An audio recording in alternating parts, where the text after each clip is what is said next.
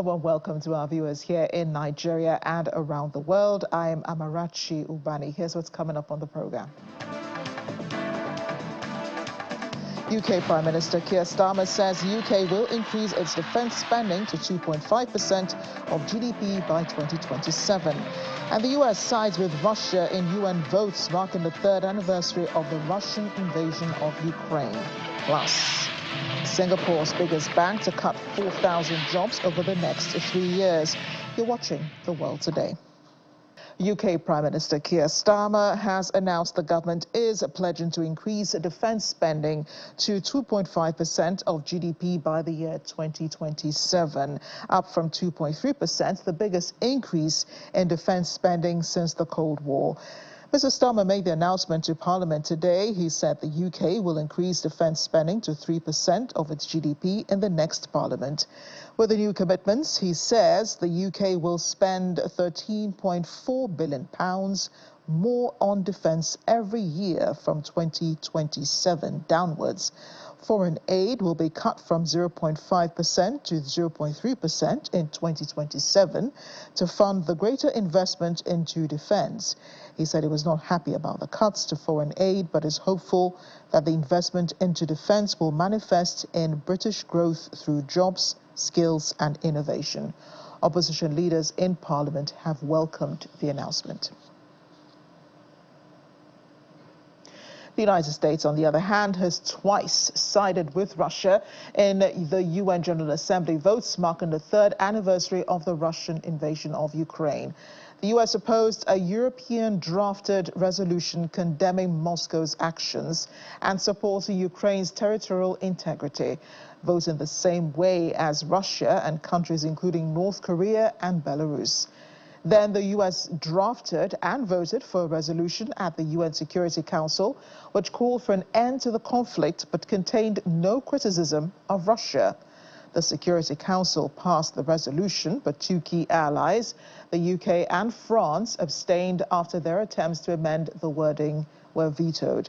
The UN resolutions were tabled as French President Emmanuel Macron visited President Donald Trump at the White House in an attempt to address their sharp differences over the war in Ukraine. On Thursday, British Prime Minister Keir Starmer will visit the American leader at the White House. Trump's White House has upended the transatlantic alliance, currying favor with Moscow and casting doubt over America's long-term commitment to European security. That rift was laid bare on the floor of the 193-member UNGA on Monday as U.S. diplomats pushed their limited resolution mourning the loss of life during the Russia-Ukraine conflict and calling for a swift end to it. In the meantime, the bromance between Russian President Vladimir Putin and U.S. President Donald Trump continues, as Putin is said to have offered the U.S. access to rare minerals, including from Russian-occupied Ukraine. This comes as the U.S. tries to seal a deal with Ukraine to give up some of its minerals in exchange for support. That deal is said to be in the final stages of agreement. According to President Putin's TV interview aired on Monday, he is ready to offer resources to American partners in joint projects, including mining in Russia's new territories, a reference to parts of eastern Ukraine that Russia has occupied since launching a full-scale invasion 3 years ago. The proposal he says, could see also the two countries collaborating on aluminum extraction and supply to the U.S. to stabilize prices. Putin countered Trump's push to access Ukraine's mineral deposits, saying they were ready to work with foreign partners, including companies, on mining minerals. He said a potential U.S.-Ukraine deal on rare minerals is not a concern and that Russia undoubtedly have, I want to emphasize, significantly more resources of this kind than Ukraine. Putin's words. French President Emmanuel Macron, as we mentioned earlier, was at the White House on Monday for talks with President Donald Trump. Both leaders held talks in the afternoon, U.S. time. It was delayed, and then a delayed press conference when they both finally got out to address the press. The French president insisted peace must not mean surrender for Ukraine. It comes as the U.S. intervenes into the war, holding talks with Russia, and Trump's rhetorics against his Ukrainian counterpart. But also for our... Now this is a chance, there is a big change because there is a new U.S. administration. So this is a new context. So there is good reason for President Trump to re-engage with President Putin. But my experience is the following, and I shared it with President Trump and the team. In 2014, our predecessors negotiated peace with President Putin. But because of the lack of guarantees, and especially security guarantees, President Putin violated this peace. And I had several discussions, especially at the beginning of 2022, several times, 7 hours with President Putin, 15 days before the launching of the attack. He denied everything, but we didn't have security guarantees. So this is why being strong and having deterrence capacities is the only way to be sure it will be respected. And I insisted on that, and this is why I believe that the US has the capacity to do so.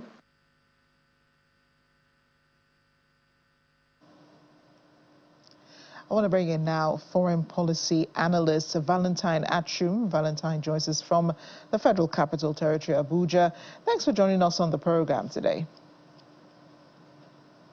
Thank you very much, Amara. It's a pleasure to be here. A pleasure having you. And I want to begin with President Macron's visit to the White House yesterday. He's been trying to rally European leadership support for Ukraine as the U.S. seems to side with Russia on the war. What are you reading, in the optics from his meeting with Trump?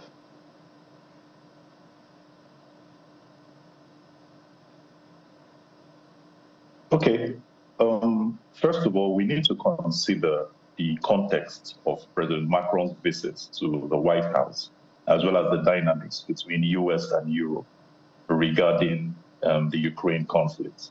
So President Macron, as we all know, actively been seeking to rally European leadership support for Ukraine. And this suggests that he views European unity as crucial in countering Russian aggression, as well as ensuring stability in the region.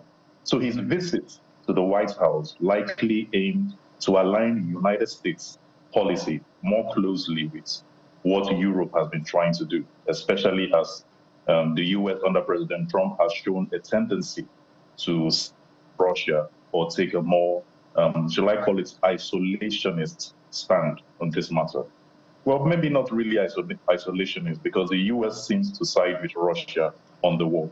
And this aligns with President Trump's historically favorable rhetoric towards Russia, as well as skepticism of NATO and other European alliances. So this creates a divergence between the US as well as European positions, which makes Macron's task of rallying support even more challenging. So if you look at the optics of Macron's meeting with Trump, it would likely reflect the tension between their differing approaches to the Ukraine conflict and Macron's efforts to persuade Trump to support Ukraine more robustly would be a key focus in this regard. However, given Trump's transactional approach, I call his approach transactional approach to foreign policy, as well as his affinity for Russia, the meeting might have appeared more symbolic than substantive, with little or concrete progress on aligning US as well as European strategies. I'm wondering if you notice a power tussle between the two, because you have Emmanuel Macron who's trying to lead Europe and trying to lead the European response to Ukraine, and then you have a Donald Trump who's trying to lead the Russian response to the war in Ukraine, both of them in the same room.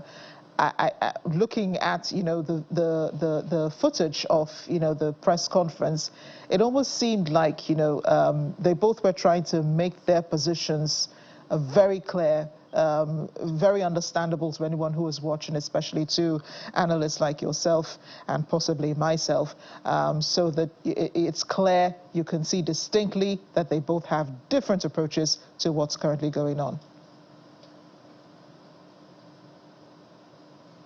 Yeah, absolutely, absolutely. And if you really followed Trump's demeanor or antecedents, you would discover that President Trump has consistently expressed admiration for Russian president, talking about Putin, Vladimir Putin, and has even questioned the value of NATO and that of U.S. support for Ukraine.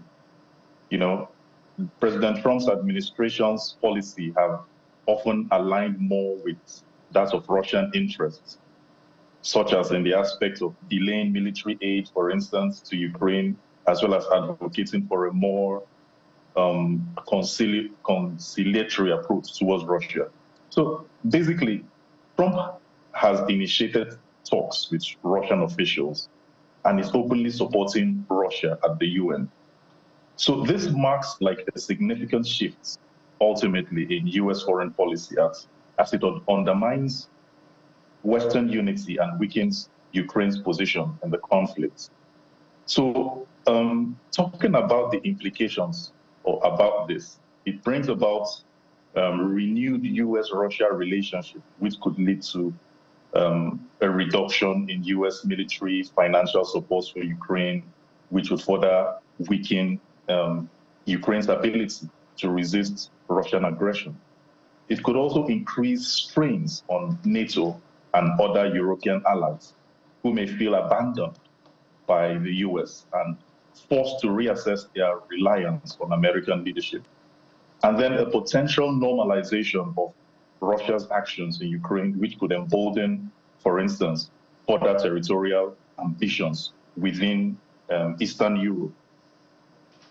If you want to then go to look into its impact, the war's impact on transatlantic relationship, such as in European, looking at it from the European discontent, because European leaders, such as President Macron, I'm taking it back to what you talked about, have been vocal about the need for a united Western front against Russian aggression.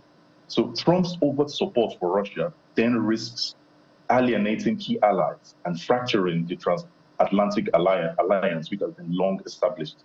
And then looking at NATO's future, for instance, there was an article I read from the Chatham House which emphasizes the US's support for Ukraine is not just about Ukraine's survival, but also about maintaining a rules-based international order. Now, if the US continues to side with Russia, NATO's cohesion as a credible, formidable, organization would severely be undermined and potentially lead to a reevaluation of the alliance's purpose as well as its structure. And that is important for many European countries and members of NATO to portray a strong front, especially as regards the war in Ukraine and against Russia for some reason, which is being supported by the U.S., talking about the future of this relationship. But do you think that this U.S. position, this realignment with Russia, could change perhaps if Trump is no longer president, perhaps at the end of his 4 years? Do you think that there will be a change, a reversal of this renewed relationship between the U.S. and Russia? Okay, so what you're asking is if a new president comes up after President Trump, what would then be the future of this? Okay, so it's in two ways, even though they are not completely different. So let's take a scenario. If a Democrat wins the presidency, the likely policy shift we might see would be in the fact of a democratic administration who would likely prioritize rebuilding alliances with Europe and reaffirming U.S.'s support for Ukraine, which would typically involve restoring military and financial aid, taking a harder line against Russia, strengthening NATO, and the rest. And the rationale for this would be that Democrats have generally been more supportive of Ukraine and critical of Russia, particularly in the wake of Russia's interference in US elections and its actions in Ukraine. So a Democratic president would likely view Russia as a strategic adversary, as it has traditionally been anyway, and seek to counter its influence. So the challenges would be that while a Democratic administration will likely reverse Trump's pro-Russian policies, it would face the challenge of rebuilding trust with Europe, and European allies generally, and addressing any damage done to US. Now, let's look at the second scenario. If a Republican who is a non-Trump supporter or someone who is not in Trump's camp win the presidency, so there will be potential for continuity or moderation. In such scenario, let's say a Republican president who is not aligned with Trump's or pro-Russian stance might adopt a more balanced approach, which could typically involve maintaining some level of engagement with Russia while also supporting Ukraine and reaffirming US commitment, to NATO, but with a focus on a burden sharing and sort of European defense contributions while pursuing a pragmatic foreign policy that balances deterrence with diplomacy. So the rationale typically for that would be that traditional Republican foreign policy has often emphasized strong national defense and support for allies, which could lead to a more, shall I say, like a hawkish stance on Russia compared to Trump. So these are two possible scenarios looking at from a Democrat point of view as well as from a Republican point of view after Trump. It is inevitable now that Ukraine will lose territory when this war is over, and it is very likely it might be sucked in by Russia. What else are you foreseeing in Ukraine's future at the end of this war?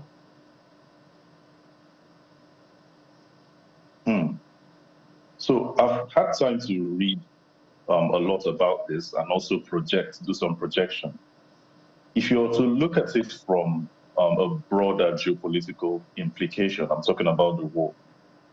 If Russia's ability to quash Ukraine would depend, or let's put it this way, Russia's ability to crush Ukraine would largely depend on only its, not basically on its military strength, but also on the level of resistance from the West. And the US retreat from supporting Ukraine would signal a broader shift in global power dynamics, which will potentially embolden other authoritarian regimes, such as in China, as well as from Iran, to pursue a much more aggressive action. However, the future of Ukraine, particularly in a scenario where deals with the US are finalized and Russia calls off the war, will depend on several factors, including the terms of any agreements, as well as the level of international support, and Ukraine's ability to rebuild and stabilize. One aspect is the aspect of ceasefire and withdrawal. So if Russia calls off the war, the first step would likely involve a ceasefire and the withdrawal of Russian troops from occupied territories. Maybe it might exclude Crimea and parts of Donbass, depending on negotiation and depending on the strategic shifts. Mind you, Russia has already occupied over 4,000, square kilometers of the war as of February 14th this year. That's twice the size of Mauritius and bigger than the size of Lagos. So in terms of security guarantees, Ukraine would seek security guarantees from the US, from its allies, from NATO, as well as other Western allies to prevent future aggression. And these guarantees might include, let's say, a formal commitment to Ukraine's territorial integrity, increased military aid and training for Ukrainian forces, as well as potential NATO membership or a special partnership status. So there's just a whole lot of events that might come into play depending on, the kind of negotiation, whatever that is placed in the contents of the negotiation in the coming days. Valentine, thank you so much for joining us on the program today. I appreciate your analysis, your in-depth analysis on the issue. Thank you. Thank you. Despite the U.S. and Russia's vetoing at the UN General Assembly on Monday, the General Assembly did adopt two distinct resolutions, one introduced by Ukraine and another by the United States, aimed at ending the war in Ukraine. The latter was adopted as amended to include European Union proposals, which the Assembly also agreed to. During the same morning session, the General Assembly failed to adopt a Russian proposal to the U.S. drafted resolution. Addressing the General Assembly before the vote, Deputy Foreign Minister Betsa Mariana presented the Ukrainian draft resolution and urged delegates to remain faithful to the UN Charter. Advancing a comprehensive. We need to reconfirm that the aggression should be condemned and discredited, not rewarded. Our position must include substantive elements and ensure that any future peace initiatives aligns with the principles of the UN Charter. This is the rationale behind the draft resolution that I have the honor to introduce today on behalf of the broad group of co-sponsors. To ensure comprehensive, just and lasting peace is to reaffirm our commitment to the UN Charter and to agree that the principles enshrined in it, the principle of sovereignty and the principle of territorial integrity of states within its internationally recognized borders, must serve as the foundation. It is time for member states to return to the purposes and principles of the Charter, mainly to maintain international peace and security, including through the peaceful settlement of disputes. Mr. President, as we gather today on this third anniversary, what we need is a resolution marking the commitment from all UN member states to bring a durable end to the war. The draft resolution submitted by the United States makes this very point. The voting has been completed. The result of the vote is as follows. In favor, 93, against 18, abstentions 65. Draft resolution A/ES11/L10 is adopted.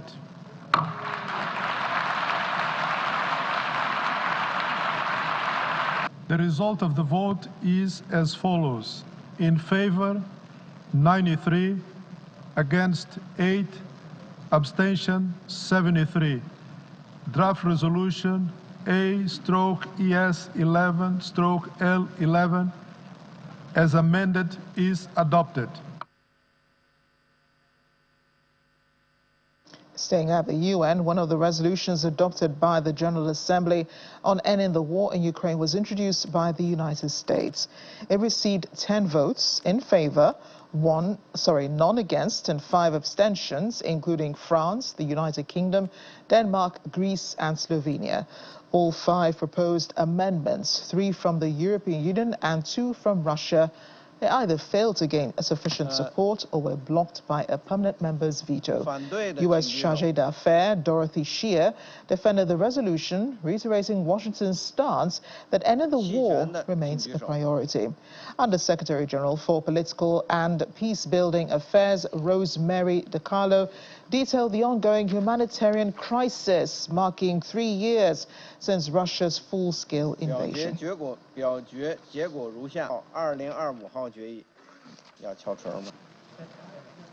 3 years ago today, the world watched in shock as the Russian Federation launched its full-scale invasion of Ukraine, a clear violation of the UN Charter and international law. This act undermined the very foundations of the international order. In 2024 alone, civilian casualties increased by 30% compared to the previous year. The war has created the largest displacement crisis in Europe since the Second World War.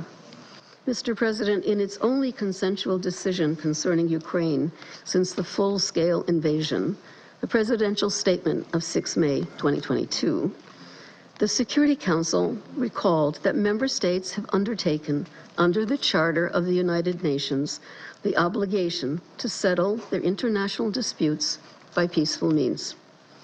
The resolution the Council adopted a few minutes ago also urges a swift end to the conflict. Indeed, it is high time for peace in Ukraine. Russian forces. Let's turn our attention now to the war in the Middle East as Israel continues to contain militant groups in Gaza and in Syria. Earlier, Prime Minister Benjamin Netanyahu demanded the complete demilitarization of much of southern Syria in an announcement that could make conflict between Israel and the new leadership in Syria after the toppling of President Bashar al-Assad more likely. In a speech to Israeli military cadets on Sunday, Netanyahu said that Israel would not allow the forces of Hayat Tahrir al-Sham, the HTS, the Islamist group that led the overthrow of Assad, nor the new Syrian army that is being formed to enter the area south of Damascus.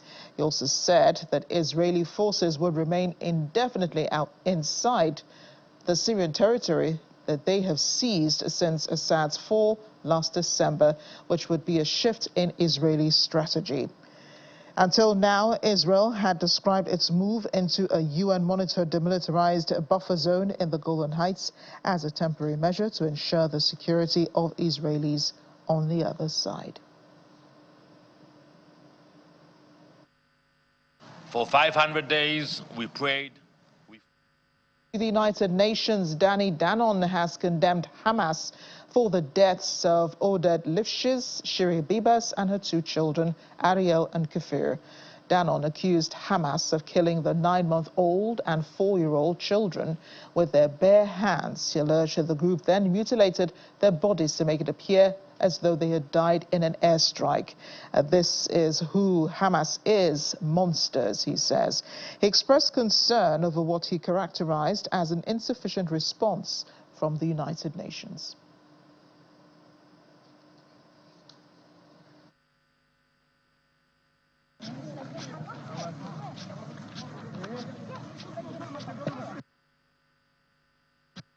For 500 days, we prayed, we fought, and we hoped to bring Oded Lifshitz, Shiri Bibas, Ariel Bibas, and Kfir Bibas back home. Now we know the truth. Hamas didn't just murder them, they slaughtered them in the most deprived way imaginable. They didn't shoot Kfir, they didn't shoot Ariel. They killed them with their bare hands.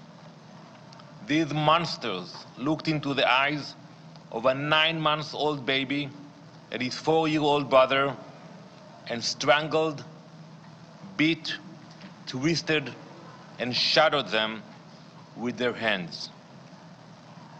One would imagine that there is nothing more sickening than this atrocity. Somehow there is.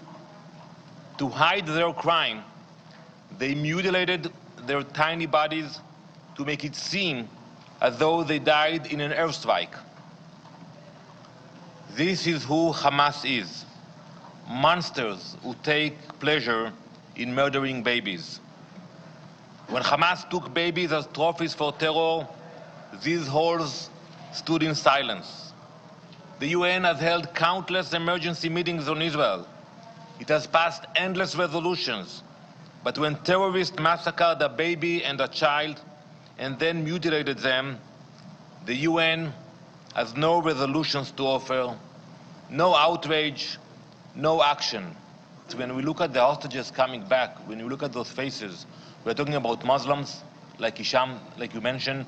We are talking about the Mengistu family, Ethiopian family in Israel that was also in a very bad shape, unfortunately. And we demand justice for all of them to come back. The UN should pass a resolution condemning Hamas. Since October 7th, it never happened. And checking in on the situation in Gaza, where the World Food Programme has been reaching 1 million people. A ceasefire allows more food deliveries and distributions across the Strip. The World Food Programme on Monday announced that the ceasefire in Gaza has allowed it to bring in more than double the monthly average of food it delivered prior to the ceasefire being in place.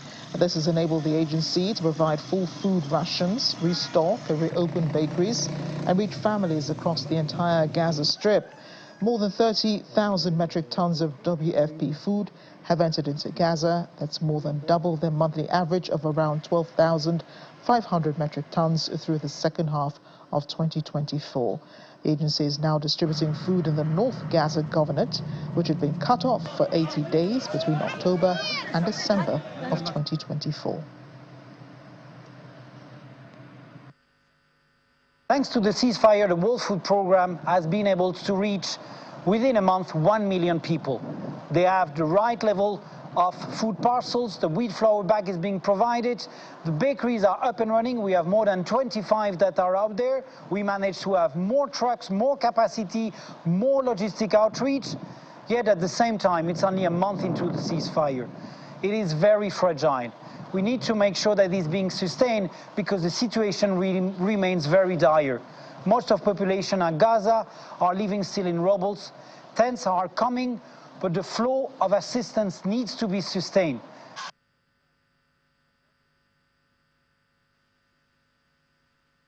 And to other UN events marking 3 years since the war in Ukraine, Human Rights Chief Volker Turk on Monday called for a solution based on the rights, needs and aspirations of the Ukrainian people at the opening of the UN Human Rights Council in Geneva.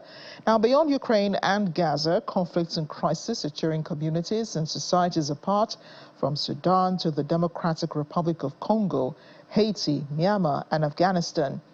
Highlighted multiple challenges, the High Commissioner called for an all-out effort by everyone to make sure that human rights and the rule of law remain central to communities, societies, and international relations. Mr. President, I call on you to go. Any sustainable peace must be anchored in the rights, needs, and aspirations of the Ukrainian people, in accountability, and in the principles of the United Nations Charter and international law. The decisions that are made today, whether they foster justice or impunity, will shape what follows. In Israel and the occupied Palestinian territory, where the suffering has been unbearable, I repeat my call for an independent investigation into grave violations of international law committed by Israel in the course of its attacks across Gaza and by Hamas and other Palestinian armed groups. But human rights, from the right to food and adequate housing to the rights to health and education and freedom of speech, are for everyone. Today, we need an alternative vision. We need the politics of wisdom, rooted in facts, the law, and compassion. Human rights go beyond thought leadership to heart leadership. They tap into some of our most cherished ideals of how people should treat each other and the meaning of human dignity. Human rights are a winning proposition for humanity, and we will continue to promote, protect, and defend them around the world with humility, determination, and an indomitable hope. Now, with no end to numerous protracted conflicts, not least in Ukraine, 3 years to the day since the full-scale Russian invasion, UN Chief Antonio Guterres on Monday scorned the world's warmongers for trampling on people's most fundamental rights. On the opening day of the Human Rights Council in Geneva, Mr. Guterres surrounded on the warmongers who thumb their nose at international law, international humanitarian law and the UN Charter. To date, Ukraine has seen more than 12,600 civilians killed, many more injured, and entire communities reduced to rubble. He told the UN's top human rights forum, we must spare no effort to bring an end to this conflict and achieve a just and lasting peace in line with the UN Charter, international law and General Assembly resolutions. We begin this session under the weight of a grim milestone, the third anniversary of Russia's invasion of Ukraine in violation of the UN Charter. We must spare no effort to bring an end to this conflict and to achieve a just and lasting peace in line with UN Charter, international law and General Assembly resolutions. We are witnessing a precarious ceasefire. We must avoid at all costs a resumption of hostilities. The people in Gaza have already suffered too much. It's time for a permanent ceasefire, the dignified release of all remaining hostages, irreversible progress towards a two-state solution, an end to the occupation, and the establishment of an independent Palestinian state with Gaza as an integral part. In the Democratic Republic of the Congo, we see a deadly whirlwind of violence and horrifying human rights abuses, amplified by the recent M23 offensive supported by the Rwandan Defense Forces. As more cities fall, the risk of a regional war rises. It's time to silence the guns. It's time for diplomacy and dialogue. One by one, human rights are being suffocated. A shift now to the United States, where government workers faced widespread confusion on Monday following conflicting advice over compliance with an Elon Musk-backed order to list their last week's work in an email or face termination. Just 48 hours after an email asking, "What did you do last week?" was sent, the office behind it clarified responses were voluntary, leaving agencies to decide their approach. But as this new guidance was shared with federal agencies, President Donald Trump weighed in that workers who did not comply with Musk's demand would be fired or sort of semi-fired. Later on Monday evening, Musk reinforced the ultimatum, granting workers a final chance to respond. The mail from the Office of the Personnel Management on Saturday instructed recipients to reply with 5 examples of what they did over the past 7 days without revealing any classified information. The recipients were asked to respond by end of Monday. Mr. Musk, who's leading the Department of Government Efficiency, said the failure to respond will be taken as a resignation. Let's bring in our correspondent in Washington, Maria Bird. Maria is in transit at the moment as we speak to her.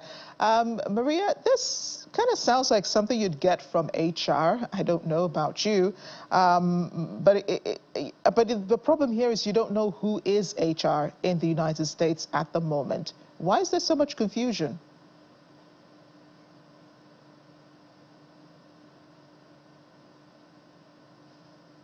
And most government agencies operate. Traditionally, even though you have this overarching Office of Personnel Management, you have HR departments within the various agencies, which typically liaison with that Office of Personnel Management and directly deal with their specific agency employees. So I think there was a bit of confusion there with the way the communication, and also typically things such as, tell me what you did the last 5 days. A lot of times people are used to, and traditional practice that has been in the past, would that be received from one's manager rather than an HR department. And so I think that that's where, as you mentioned, the confusion, people weren't quite sure what to do with that, what the intention, people are not sure what the response that they were looking to receive. Was it around the meetings that they had that week? Was it around their actual tasks that they completed? But I think after, as you mentioned on Saturday, and when additional emails came out about it, it was clarified. And I think it was just looking for some sort of a response regarding the productivity of employees within the federal government. So who are they directing their responses to the DOJ or to their own line managers? It looks as if it was being directed back to the Office of Personnel Management. So I would not be surprised if there were varied approaches to how the responses went. Some might have went to their direct, as you mentioned, line managers. Some could have went to the Office of Personnel Management, and some could have even been copied to DOJ. I think DOJ is a new agency, which people are still trying to get their hand around or their mind around their role within, especially as we're looking at this government efficiency process. It appears, that federal workers are very concerned about the security of jobs. I'm learning at least 30,000 people have already lost their jobs in the United States. And Musk appears to be preparing some sort of super force for the president, because I understand he has made some recruitments of some sort. What exactly is going on? Are people secure in their jobs, or are they in limbo? So the federal government is structured in a multitude of ways. You have political appointees, presidential appointees. You have those that are career service employees. What we are seeing now is that there could potentially be a change in the career service model. Career service model, it's very difficult to be fired in the career service model. Typically, there's several layers to once you're hired, and through the probationary period, several layers to having someone let go in that model. And so I think that is the model that they're looking to address and change. I think most of the individuals, as you mentioned, that no longer have their jobs are those who either were in a political appointment or those individuals who were on probation. And probation periods depend on the agency. Most are 60 to 90 days, but some could be longer depending on the type of work that it is. And so that's the piece I think that people are trying to truly understand, is around what will be the new model for how people secure their positions, and what is the model around being able to, there is a traditional ability for employees, if they are fired, to go back and ask for why they've been fired. What's the model around that? And then what is the impact on the services that these agencies provide? As you've mentioned, there's thousands of people that have been removed from positions. So is that going to cause a lack in services within federally funded and federal agency services? Yeah, and I'm just wondering what the response has been like to Elon Musk and Doge and its affiliations with the White House. What do Americans make of it? Well, Americans, this is very new territory for Americans. Americans have not traditionally, it's a brand new agency that has a very clear objective.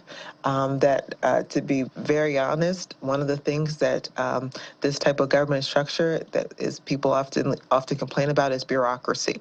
So it totally does away with the idea around bureaucracy. And so this is a very new structure. I think people are not quite sure how this will all pan out. The greatest concern, obviously, is individuals who have lost their jobs and what this is going to mean for the economy, what this is going to mean for the housing market, what this is going to mean for just retail shops, how this is going to impact the everyday American. Because these individuals, especially in the Washington region, these individuals live in Washington, Virginia, and Maryland. And so there will be a heavy impact on those economic structures. Right now, what we're seeing is a lot of local government agencies are providing employment service support for individuals. They're on their websites, they're offering times for them to come in and get information around unemployment benefits, and additionally ways to secure other types of employment. So a lot of local governments are having a lot of pressure on them at this time to help to find resources for individuals who have lost their positions. Thanks again, Maria. Do stay safe in the U.S. Singapore's biggest bank, the DBS, says it expects to cut about 4,000 roles over the next 3 years as artificial intelligence takes on more work currently done by humans. And the move will affect temporary and contract staff. A bank spokesperson explained, with a reduction in the workforce coming from natural attrition as projects are completed. Permanent staff are not affected by the cuts. The bank's outgoing chief executive said it expects to create around 1,000 new AI-related jobs. It makes DBS one of the first major banks to offer details on how AI will affect its operations. The company did not say how many jobs will be cut in Singapore, but DBS currently has between 8,000 to 9,000 temporary and contract workers. The bank employs around 41,000 people. There's a new mobile court in South Sudan in the far northern town of bringing justice to a place where it's been absent for long. In the past 3 weeks, the court, which is supported by the United Nations mission in South Sudan, has heard about 54 cases, some involving inmates who have been detained in prison without trial since 2021.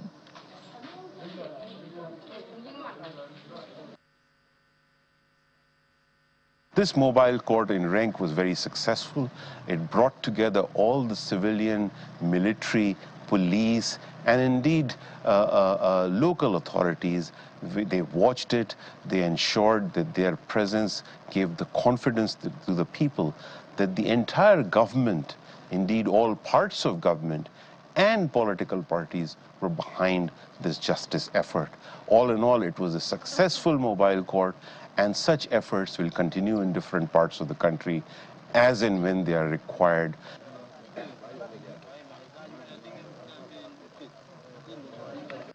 South Africa's Director General of the National Treasury, Dr. Duncan Peters, says the ongoing finance and central bank deputies meeting in Cape Town is focused on finding sustainable solutions to addressing unsustainable debt levels in developing economies. This particularly in Africa, with the aim of creating more fiscal space for critical sectors such as infrastructure, healthcare and education to ensure debt sustainability for low-income countries. Running until Thursday, these discussions are being held under the theme Solidarity, Equality and Sustainability for the G20 Summit. As always, we start with a reminder of the themes of our G20 presidency, which are solidarity, equality and sustainability, and remind ourselves that we will aim to ensure that these themes find resonance in the work of our presidency and will foster and enhance collective action by the G20 and our partners to support not only the South African presidency, but also African countries and other developing countries, including small developing states, in addressing their economic, financial and developmental challenges. Nigeria's Zuriel Oduwole has been nominated by 3 institutions for the Nobel Peace Prize for 2025. In a congratulatory message, Chairman, CEO, Nigerians in Diaspora Commission, Honorable Abike Dabiri-Erewa, said the nomination is not a surprise due to the tireless work of Zuriel advocating for girls' education over the last 12 years across Africa and the Caribbean. She also commended Zuriel's peace mediating work between nations in South America and the Middle East. She expresses optimism Ms. Oduwole will win the topmost prize, going by her determination, zeal and enthusiasm for success. While wishing her the very best of luck in her endeavors, Mrs. Dabiri-Erewa implored on youth to emulate the impactful spirit of Zuriel and shun any acts capable of denigrating the image of Nigeria. That is just heartwarming. I talk about stealing a toilet, and not just anyone, one made of pure gold. And that's what happened to a £4.8 million solid gold toilet from Blenheim Palace, which prosecutors say was stolen in an audacious raid which took just 5 minutes. The toilet was plumbed in and fully functioning as part of an art exhibition at the Oxfordshire Stately Home in September 2019. 39-year-old Michael Jones from Divinity Road, Oxford, denies a charge of burglary. Fred Doe, previously known as Frederick Sines from Windsor, and 41-year-old Bora Gukuk from West London have pleaded not guilty to conspiring to transfer criminal property. Their trial at Oxford Crown Court was told the toilet was most likely broken up and was never recovered. Well, this season, you could look up to the sky and you may be watching not just the stars, but the planets as well. 7 planets to be exact. Mars, Jupiter, Uranus, Venus, Neptune, Mercury and Saturn are set to be briefly visible in the evening sky from now into well into 2040. This phenomenon, known as a planetary parade, is a rare sight, and it will be the last time the 7 planets can be seen simultaneously so well into 2040. The best chance to see as many planets as possible will be just after sunset of today, tomorrow, Thursday and Friday. 4 of the planets, Mercury, Venus, Jupiter and Mars, will be visible to the naked eye. Saturn will be harder to see because it will be low in the horizon. You'll need a telescope to spot the other 2 planets, Uranus and Neptune. And as we end the program, AI-powered robotic exoskeletons could transform the hiking experience of mountaineers, especially seniors and physically challenged people, as they journey to conquer Mount Tai, one of China's 5 sacred mountains located in Tai'an, Shandong province. This footage was captured last week. It shows young hikers and elderly tourists donning the innovative exoskeletons and ascending a steep set of stairs with ease. Now, where was this when I was climbing the Great Wall of China? The exoskeletons, weighing around 1.8 kilograms, are equipped with advanced sensors to detect and analyze the wearer's lower limb movements, delivering precise assistance that effectively alleviate the strain on their legs. They are powered by 2 batteries lasting up to 5 hours, according to officials speaking about the exoskeleton. The skeletons were co-developed by Taishan Cultural Tourism Group and Kenching Technology and introduced during the Spring Festival holiday to enhance the climbing experience for older tourists. They've gone viral, believe it or not, on local social media due to their impressive sci-fi looks and productivity. Once the trial phase is over, the exoskeletons will be available for rent, allowing tourists to explore Mount Tai and any other heights they wish in comfort during a hike that could take up to 6 hours.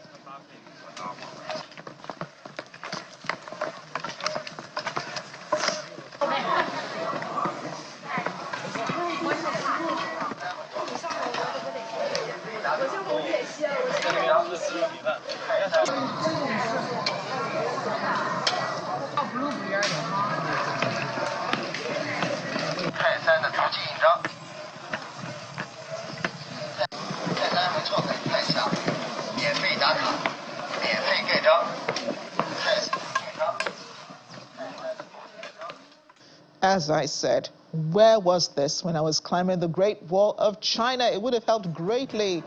Well, thanks for watching The World Today. I'm Amarachi Ubani. I'll see you next time.